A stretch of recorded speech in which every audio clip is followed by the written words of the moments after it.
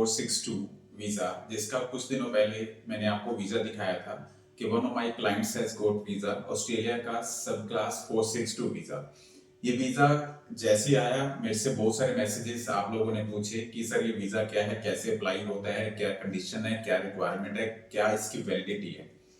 तो इस brief introduction में मैं आपको इस वीजा के बारे में पहले बताना चाहूंगा। देखिए, ऑस्ट्रेलिया के वीजा की एक कैटेगरी होती है जिसे हम लोग सब क्लास 462 बोलते हैं। अब इस सब क्लास के अंदर क्या होता है कि सबसे पहले आपकी एज फैक्टर जो है उसको देखा जाता है, और एज की जो रिक्वायरमेंट है इस वीजा के अंदर वो 18 टू 30 इयर्स ऑफ एज है, यानी कि 18 से 30 साल तक आपकी एज होनी चाहिए, फर्स्ट ऑफ ऑल।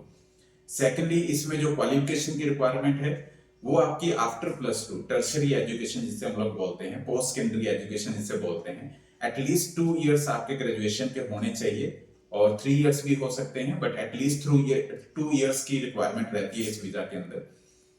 इसके अलावा थर्ड रिक्वायरमेंट जो आपकी रहती है वो इंग्लिश टेस्ट की रहती है, लेकिन अगर आपकी प्रीवियस एजुकेशन इंस्ट्रक्शन पूरी इंग्लिश में है, यानी कि आपने शुरू से लेकर लास्ट तक अभी तक जो एजुकेशन ली है वो इंग्लिश मीडियम से है, तो आपको इस टेस्ट की रिक्वायरमेंट एज सच इस वीजा के कैटेगरी में नहीं रहती है। तो ये तो हमारी रिक्वायरमेंट्स थी जो हम लोग अप्लाई करने के लिए देखते हैं। अब इस वीजा की वैलिडिटी की बात करता हूं। देखिए, सबसे पहले तो इस वीजा जो वैलिड होता है वो 1 साल तक, यानी कि 1 ईयर तक, 12 मंथ्स तक इसकी वैलिडिटी रहती है। अब इस वीजा के अंदर आप, इस वीजा को बोला गया है वर्क एंड हॉलीडे वीजा, यानी कि वर्क एंड हॉलीडेज, यानी कि आप ऑस्ट्रेलिया में जाकर इस वीजा के अंदर आप काम भी कर सकते हैं।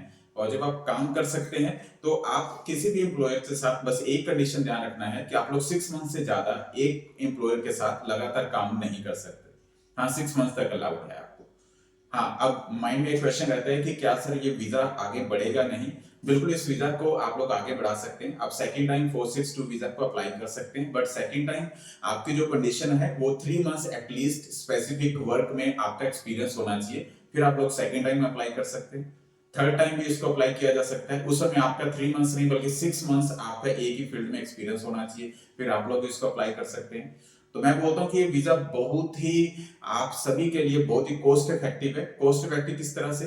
क्योंकि जब इंडिया के अंदर रजिस्ट्रेशन हम लोग करते हैं तो उसकी जो फीस होती है वो ओनली 25 AUD होती है, जो रजिस्ट्रेशन फीस होती है। इसके बाद जैसे ही आपका एक लॉटरी बेस्ड वीजा है ये, तो जैसे ही आपका अगर नाम आ जाता है, शॉर्टलिस्ट हो जाते हैं, उसके बाद जब हम लोग वीजा अप्लाई करते हैं उस समय जस्ट एक वीजा फी जो है आपकी ऑस्ट्रेलिया की वही लगती है। इसके अलावा कोई हार्ड एक्सपेंस नहीं रहता है। अगर आपका ड्रीम ऑस्ट्रेलिया के लिए है तब ये कैटेगरी बहुत अच्छी है, आप लोग इस कैटेगरी में अप्लाई कर सकते हैं। बट ये कैटेगरी ऑस्ट्रेलिया मैक्सिमम 1 साल में एक बार अलॉट करती है, जिसकी इंटरनल इंफॉर्मेशन हमारे पास होती है। लेकिन अगर आप चाहते हैं कि आप मेरे साथ कांटेक्ट में रहें और आप ऑस्ट्रेलिया जाना चाहते हैं तो आपकी प्रोफाइल को आप मेरे साथ डिस्कस कर सकते हैं, और जैसे ये बैलेट ओपन होता है मैं आपको इसके बारे में ऑफ कोर्स एक न्यूज दे दूंगा कि आप इस वीजा में अप्लाई करें।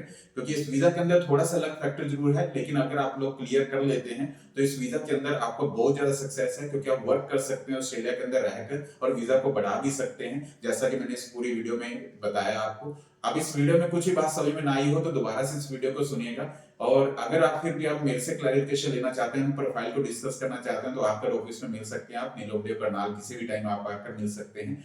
ऐसी बहुत सारी सब क्लास होती है ऑस्ट्रेलिया की जिसके अंदर आपके चांसेस बनते हैं, लेकिन अगर आपकी प्रोफाइल हमारे साथ डिस्कस पहले हो रही है तभी हम उस प्रोफाइल को आपके लिए बता सकते हैं कि कौन सी वीजा कैटेगरी आपके लिए सुटेबल है, आपका बजट क्या है। क्योंकि ऑस्ट्रेलिया बहुत ही कॉस्ट इफेक्टिव है, वीजा फ्रेंडली कंट्री है, अच्छी कंट्री है जिसे आप एनवायरमेंट फ्रेंडली बोलेंगे या मनी ओरिएंटेड बोलेंगे, वर्क फ्रेंडली बोलेंगे। तो बहुत सारे फैक्टर्स रहते हैं, नॉट ओनली स्टडी वीजा बल्कि इस तरह की वीजा कैटेगरी हमारे पास आती रहती है जिससे हम लोग अप्लाई करते हैं। Thank you very much, all the best, जय भारत।